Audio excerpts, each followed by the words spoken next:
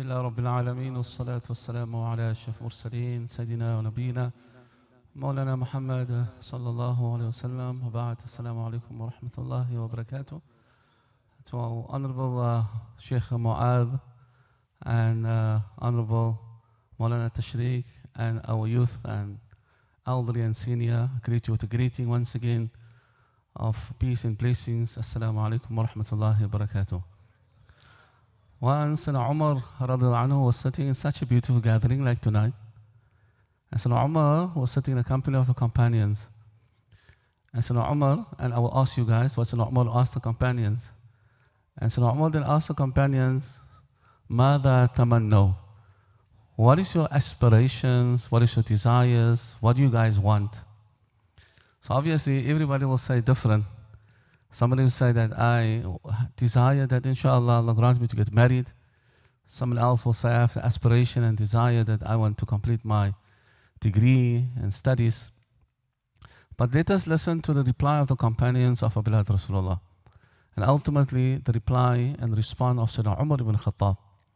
So the first Sahabi said in his reply that his aspirations and his desire and his wish, that he said as a young companion that I desire and I wish that Allah subhanahu wa ta'ala to grant me abundance of rizq and sustenance so that I can spend the sustenance and rizq of Allah in the path of Allah subhanahu wa ta'ala, then I can then gain thawab and reward. The next Sahabi said, my desire and atamanna that Allah grant me gold and silver so that I can also utilize the gold and silver and acquiring my status and ultimate abode in the Jannah. As for Sayyidina Umar understood that the status of the Ummah is related and connected to the condition of the Shabab, the youth. Sayyidina Umar understood if the youth are weak, إذا ضعفت الشباب ضعفت الأمة. If the youth are weak in terms of the bond to Allah, the connection to our beloved Rasulullah, they are weak in terms of their love to our beloved Nabi Muhammad ﷺ, then automatically the Ummah is weak. And similarly, Sayyidina Umar understood that if it is that the youth, like your honorable self sitting in the house of Allah subhanahu wa ta'ala tonight, you could have been in different places. But Allah have guided you. And that's only because of the tawfiq of Allah. It's not because of our status. It's not because where we come from. But because of Allah's love. Because of Allah subhanahu wa ta'ala have created, as mentioned in the hadith of beloved Rasulullah, Inna shaytani lumma walillahi lumma. That Rasulullah sallallahu alaihi wasallam said that shaitan have followers. And Allah also likewise have followers. So how do a person know that if you are a supporter and a follower of Allah, or if you are a supporter and a follower of shaitan? If it is that Allah subhanahu wa ta'ala makes you inclined to good activities like tonight, Allah makes you inclined to do good activities like tahajjud, dhikr, ibadat, that's a sign that Allah loves you. That's a sign that Allah subhanahu wa ta'ala have selected you to be a supporter of Allah subhanahu wa ta'ala's deen. And if it is, unfortunately, you find many young people, they find themselves not in such activities. Wherever Allah's name is being mentioned, the name of Rasulullah is being mentioned, unfortunately, these youngsters are very far in distance from such activity. And that's a sign that such a person is a supporter of shaitan. Wa na'udhu billah.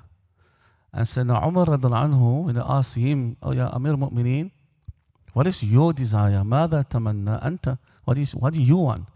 What is your aspirations? What is your want in life? So Umar ibn Khattab said that I want that mal'i hadha al-masjid, that he, Umar, wanted the filling of the mosque with the likes of youth, like the likes of Khalid ibn Walid. That's what Umar said. That's what I want.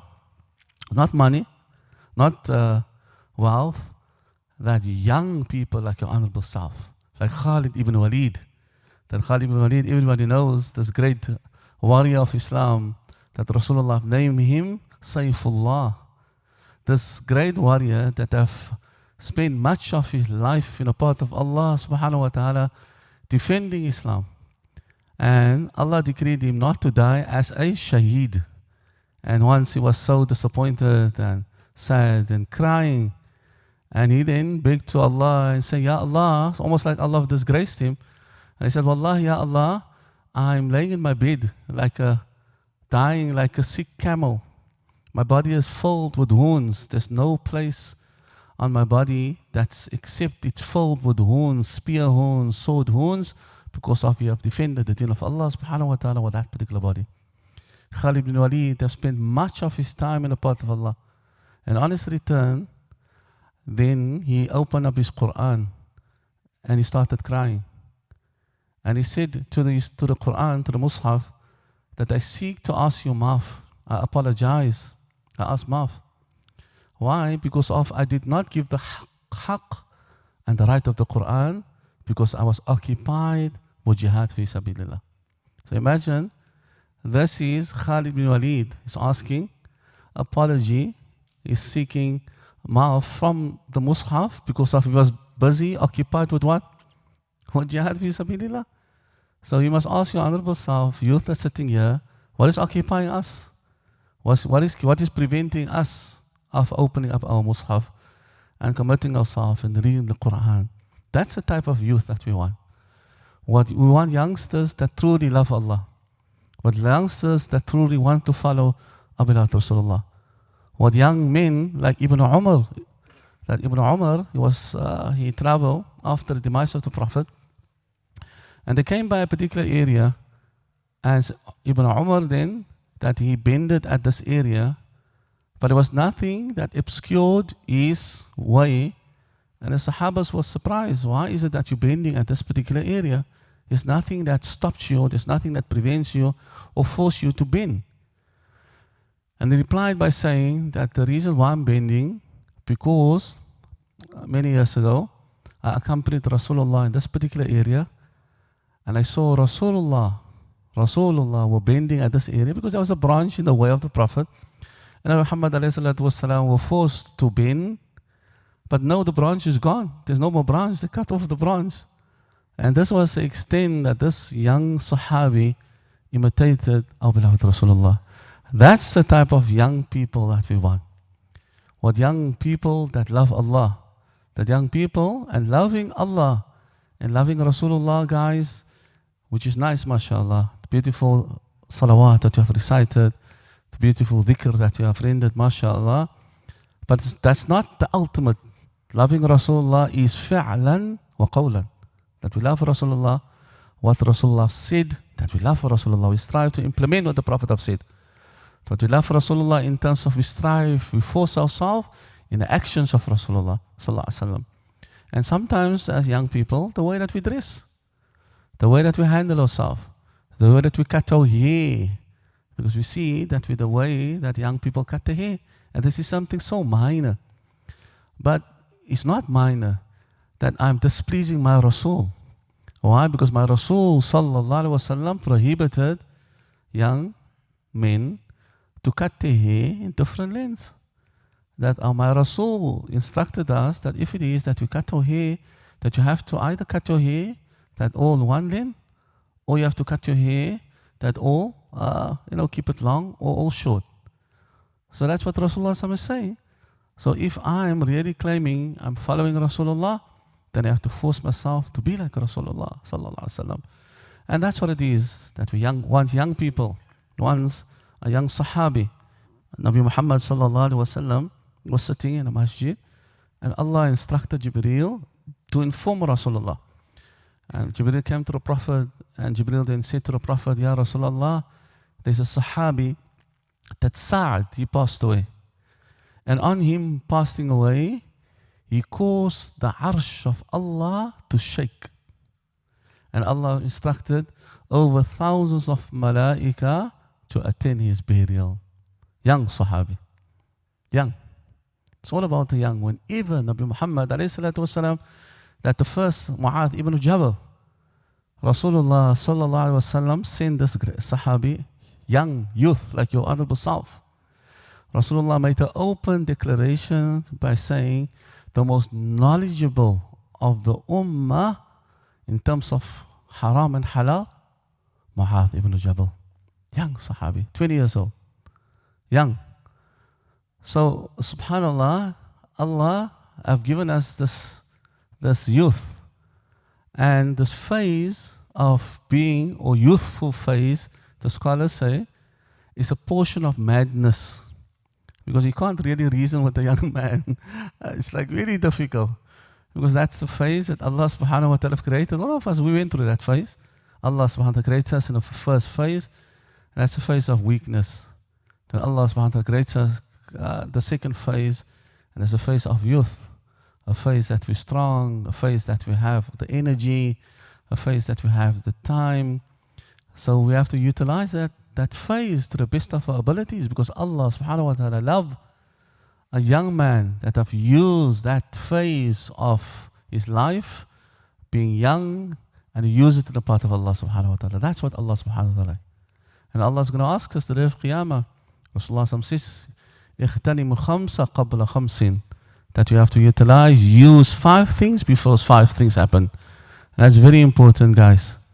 That utilize your youth, because before a time comes, and what I've discovered now recently, that wallahi, Nabi Muhammad sallallahu alaihi wasallam has spoken the truth. You have seen in recent times the amount of youth that passed away. Wallah, that's a sign of Qiyamah. That I personally myself experienced, that my son was in the prime of his life, that he was only 25 years old, and his cousin with him was only 23 years old. Both were far, both have desires, both have certain hopes. And Allah decreed both of them passed away. Young people. That Allah subhanahu wa ta'ala reminds us, our beloved Rasulullah reminds us. One of my students, Hafiz Zubair, that one day he sent me a message from Polokwane, and he asked me to make dua. That he said, 4 youth, 4, of the same community, 19 years old, 19 years old, 19 years old, 120 years old, all passed away. All passed away. After Eid, first year at university, going home for Eid, and on the return, back to university, all 4 landed up in an accident, all 4 passed away. So the greatest concern, guys, is يُبْعَثُ الْمَرْءُ عَلَى مَا مَاتَ عَلَيْهِ, that Allah will resurrect us, and Allah will raise us in a manner that how we die.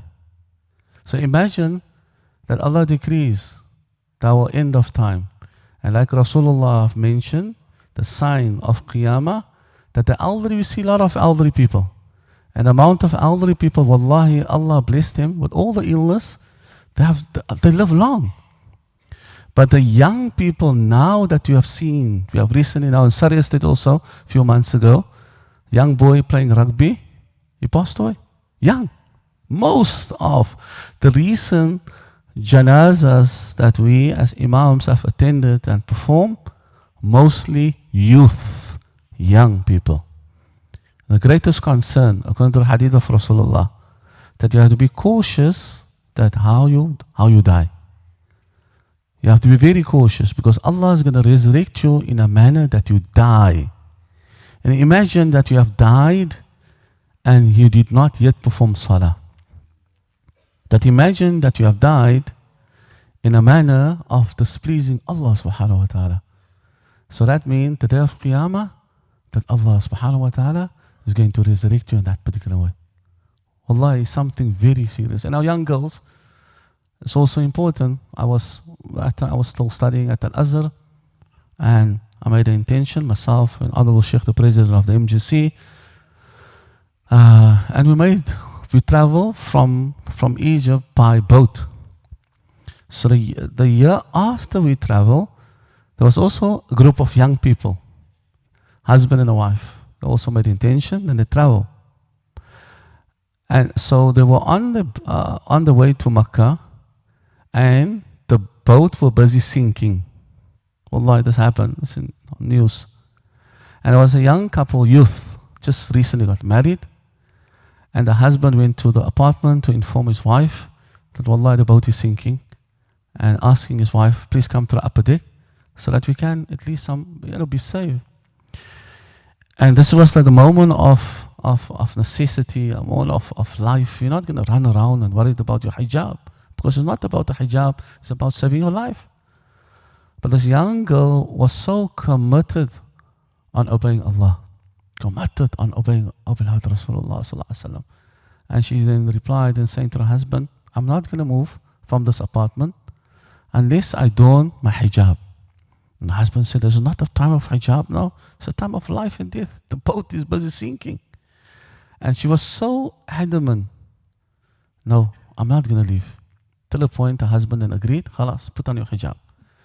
And she then puts on her hijab, and they went to the upper deck, and she hugged the husband, and she said to her husband, oh my husband, if I have done anything wrong, I ask you maaf. And I make dua that Allah grant us to be reunited in the Jannah. And she hugged him, and she drowned, and he survived. So see the honor that Allah have given her, that Allah have granted her to die with a kalima on her tongue. Allah have granted her to die in a manner that is pleasing to Allah subhanahu wa ta'ala. Why? Man aasha lillah mata alayh. Wa man mata alayh bu'itha alayh. And we love for Allah, and we love to strive to follow our beloved Rasulullah sallallahu alaihi wasallam. Wallahi, Allah is not unfair. Allah will grant us to die in that manner. And one of our shuyukh, that time was still studying in Egypt, Shaykh Abdul Hamid, that for every khutbah for years he used to make dua that Allah grant me to die as a khatib, or Allah grant me to die on the day of Jum'ah, or Allah grant me to die in sujood. And wallahi, Allah subhanahu wa ta'ala granted him that he performed Jum'ah in 2 rakats before, as he normally we come in a masjid, we perform ours 2 rakats, and he died in sujood. Allah, in sujood on the day of Jum'ah. On the day of Jum'ah. So that means, inshaAllah, the day of Qiyamah, Allah subhanahu wa ta'ala is going to resurrect him in the manner that he died. It's the manner that we live. That's the manner that Allah is going to grant you to die, and that's the manner that Allah is going to raise you. So there are many examples. There's one example, and sometimes we have this perception that piety is based on the way that we look. MashaAllah, guys, wear turban, is fine. That's part. That's an easy part. And what I've noticed nowadays as youngsters, that we follow the easy parts of the Sunnah of Rasulullah. Easy. But what about the difficulty? That everybody wants to claim, halas, want to be a wali of Allah. But you don't want to fast on a Monday and a Thursday. How can you be a wali of Allah? The easy, you want just wear, okay, mashallah, everybody wearing nice tasbih, alhamdulillah, it's easy. But to fast Monday and Thursday and the days of Bid and the 13 or 14 and the 15, isn't that also part of the Sunnah of Rasulullah? Shouldn't we strive to follow Rasulullah in that particular aspect? Shouldn't we strive to follow Rasulullah, the man and Nabi Muhammad sallallahu alaihi wasallam stood up? Shouldn't we also follow like Rasulullah, some young people that we want, like the likes of Nabi Yusuf? That we're not oblivious that we're living youngsters, you guys struggle in terms of the fitna, in terms of women. That's the reality of this life. We're not oblivious, we know exactly what's happening outside.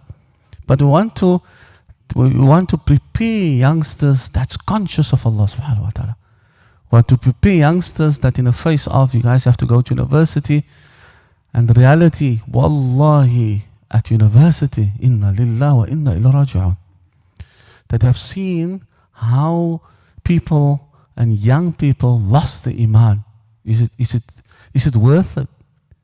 In order to acquire a certificate that you have lost your iman? Is that worth it? In order to acquire a degree that you've lost your virginity because of people are constantly inviting you to do haram? And that's what it is. That we live in a time where young people invite young girls. Wallahi, young girls invite the boys, can we go to the bathroom? One of my students studied qira'at, and after completion of qira'at, and he had to go, mashallah, completed his high school, and he had to go to university. He's completed his studies now. I will never forget, after Jummah, he asked me, Shaykh, please, I need to speak to you. And he said, Shaykh, he was devastated.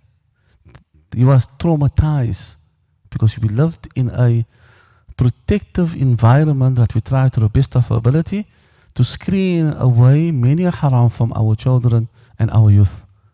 But the reality is that you have to live in a world. We're not living in a bubble. We live in a world that our youngsters are faced with many challenges.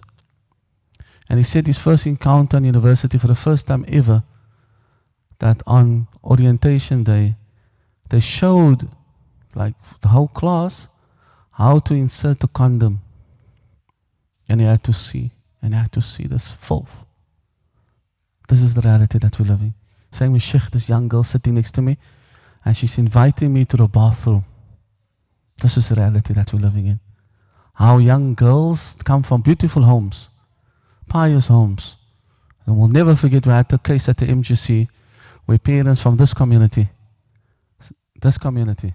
coming to our offices, crying, very emotional. They invested so much, sending the daughter to university, study, to become a doctor, and just close to completing her studies.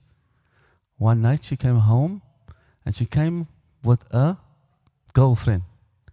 And she said, Mommy, I'm moving out. This is my girlfriend. This is what's happening. This is now what the biggest challenge that our youngsters are facing. The youngsters are facing, and unfortunately, the quality or this modesty are fading away. And that's also another concern that we're living and we're seeing among young people. Where young people, they're not ashamed of doing. Allah subhanahu wa ta'ala, to Allah's rahmah and Allah's mercy, that Allah don't expose us. Right? Many of us, we're all human beings, we make mistakes. Imagine Allah designed that whenever we make a mistake and whenever we break the orders of Allah, then Allah creates a dot on our face. Then I will not even be able to sit here today and give a nasiha. I will be embarrassed. Why? Because everybody knows, they say, there's a physical dot on my body. You've committed this haram and you have committed this haram. But because of Allah's rahmah and Allah's mercy, then Allah still makes satr. And Allah hid away our sins. And Allah conceal our shortcomings. But the problem is, Jama'ah, that sometimes that we expose ourselves. Sometimes you see, Ya Allah, that Allah and Nabi Muhammad says that Allah forgive everybody. But innal mujahirina, a person that opened up your sin, that Allah covered your shortcomings last night, whatever you have done last night. And the next morning you come and you advertise yourself. That Allah hid away your shortcomings, and then you display it and you show what you have done and you put it on social media. Is that right? So Allah's not going to forgive such a person where you advertise. Allah made satr of you and you expose yourself. So we want young people that fear Allah. We want young people that's committed to the deen of Allah subhanahu wa ta'ala. We want young people that in the event of haram, that we stand firm. Al-thabatu hatta al-mamat. That be committed and be steadfast on the deen of Allah subhanahu wa ta'ala till the day that Allah takes us away from this dunya. And sometimes that's just very challenging. And so we are in the month of Ramadan, now in this beautiful gathering, we feel spiritual. But to maintain this spirituality and to be consistent, it's sometimes very difficult. It's very challenging for us. And a Muslim's iman increase and a Muslim iman decrease. That's what it is. So we need to make dua that Allah grant us to be committed, Allah grant us to be steadfast on the deen of Allah subhanahu wa ta'ala. And Allah subhanahu wa ta'ala knows and Allah acknowledge. Allah is not oblivious of our challenges. I will conclude. When Nabi Muhammad sallallahu alaihi wasallam mentioned about three, كَانَ فِي مَنْ كَانَ قَبْلَكُمْ ثَلَاثَةً. In a hadith, Rasulullah says, prior to our time, there were three people, young men. And they went out on a journey and they got stuck It was like a rainy, stormy day, and they went in a cave, and they got stuck in a cave. And Allah subhanahu wa ta'ala allowed the entrance of the cave to close. And then they reflected, they knew they have to seek Allah's intervention, otherwise they're going to die. And everybody who's sitting here, you have to think about the best a'mal that you have done for the sake of Allah. I was in a condition where I had COVID, and I was in hospital, and I saw people just dying around me. I was just sitting, and see the curtain closed. The guy opposite, khalas, ma salama, he dies. And that's a time, for a period, I think it was about 2 weeks, and you start bargaining with Allah. And you start reflecting to the best good deed that you have done. The best. And I was like, everybody have something that you have offered to Allah for the sake of Allah subhanahu wa ta'ala. And maybe you can, everybody's good deed are different. And so I was like reflecting, and I was asking myself, and like really, so Allah, give me another extension of time. Allah, I want to do extra. Allah, I know more time in the masjid. And so I was bargaining with Allah subhanahu wa ta'ala. And alhamdulillah, Allah have accepted. And Allah have given us extension of time so that we can increase good deeds, inshallah. Because that's what it is. Man tala umruhu wa hasuna amalu. There's no use Allah gives us time, jama'ah. And that time, and that timeline is not connected to doing good. That young Sahabi, he caused the arsh of Allah to shake. He embraced Islam. And 3 years after that, he passed away. So what did he do in 3 years to achieve this high ranking and status? 3 years. So it's not about 80 years, about 100 years, but it's about the years that Allah bless you with, and you have attached those years with doing a'mal, with doing good deeds. That's what it is. It's about doing good deeds for the sake of Allah subhanahu wa ta'ala. So stuck in a cave, and the one Sahabi, the person, he reflected on a good deed. But the second one, in terms of the youth, reference to you guys. And sometimes the biggest challenge for young men and young girls that we're living in now today is the challenge of to preserve our honor and dignity. There's no need for any girl and any boy to do haram. No, there's no need. We have an institution of marriage. And you have to preserve your honor, especially in this day and age. Make sure that you preserve your honor and dignity and make a commitment that I will never do haram. I will never displease Allah subhanahu wa ta'ala. Never. So now this young man is being stuck in a cave, and he started reflecting on his good deed. And he appealed to Allah via an act that he loved his cousin, extension of cousin, and he always wanted to be with her. And he approached her and he asked her, and she said, no, can't do this. And then Allah tested her, and Allah tested him, and she agreed. Khalas, inshallah, I will agree, I will give in. We can be together. But one condition, you have to pay me. And the guy was happy, got the money, they went away, nobody saw them, it's only the two of them. And they were completely ready to do this act of the most despicable act in the eyes of Allah subhanahu wa ta'ala. And such an act that such a sab'al mubiqat, as Nabi Muhammad says, like amongst the 7 destructive of sinning is the act of zina.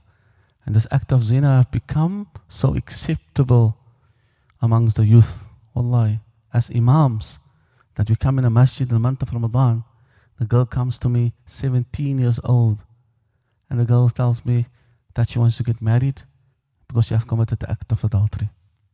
17 years old, 15 years old. Wallahi, we had a case once, primary school, where a boy of 13 impregnated a Muslim girl of 12 years old. This is the reality that we're living in today, where they have made haram, they made it like easy. Haram, it's like accessible, and it becomes like very challenging even for students of deen, that even for young people like your honorable self, because we are vulnerable and you have to protect yourself, and that's very important. Stand firm and steadfast on something that is right. This is non-negotiable. It's non-negotiable for our females not to wear hijab. That's non-negotiable. It's non-negotiable for your honorable self as young men that you don't pray. That's non-negotiable. Non-negotiable. Whether you commit sin, whatever you do, you commit yourself to praying 5 times daily. One brother, one of the Shaykh, that he attended always in the masjid. So Shaykh noticed that for a few waqtus he's not here. And the Shaykh inquired, where is this guy? He's always in the masjid as a young man. They informed the Shaykh he passed away. And the Shaykh went to the family in order to forward condolences to the family. But the Shaykh noticed the family were very at ease, and they accepted. And the family, the father conveyed, and the mother had a dream, and the father had a dream. Both the mother and the father and all the siblings, they dreamed the same dream.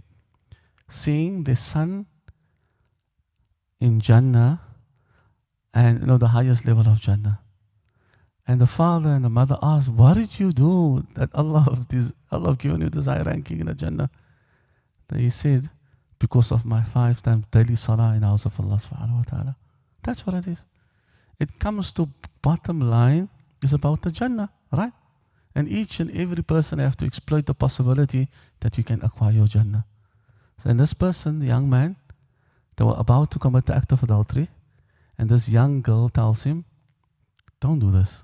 It was just a matter of inserting the pen in the glass. Easy. Nobody knows, nobody sees. It was so simple. But Allah subhanahu wa ta'ala acknowledged that that act, being in that state, it's very difficult to control yourself. Very difficult. And he said, Wallah, ya Allah, I was about to do the act. And this girl said to him, be conscious of Allah. This is not right. This is haram. You can't do this. And from that act being very difficult, being conscious of Allah, realizing he made a mistake, and he stood up. And he said, Wallah, ya Allah, via this act that I prevented, I stayed away from haram, not displeasing you, till Allah removed the rock from the entrance of the cave. And Allah removed it, and Allah granted him savior. And alhamdulillah, my time expired. Mullah Tashriq have to speak. I will stop. I will make dua that Allah preserve our young youth. Allah subhanahu wa ta'ala grant them long life and obedience of Allah. Allah grant them to be committed, that know that we are extremely proud of young people, mashallah, especially young people that love Allah and love to follow the sunnah of Rasulullah sallallahu alaihi wasallam. Allah grant you guys to be steadfast. Allah grant you to make us proud. It's your responsibility. We have fulfilled our amana in terms of being young men, and now it's your turn to preserve this deen of Allah subhanahu wa ta'ala. Wa naktafi bidhalik wa akhir da'wana alhamdulillah rabbil alamin.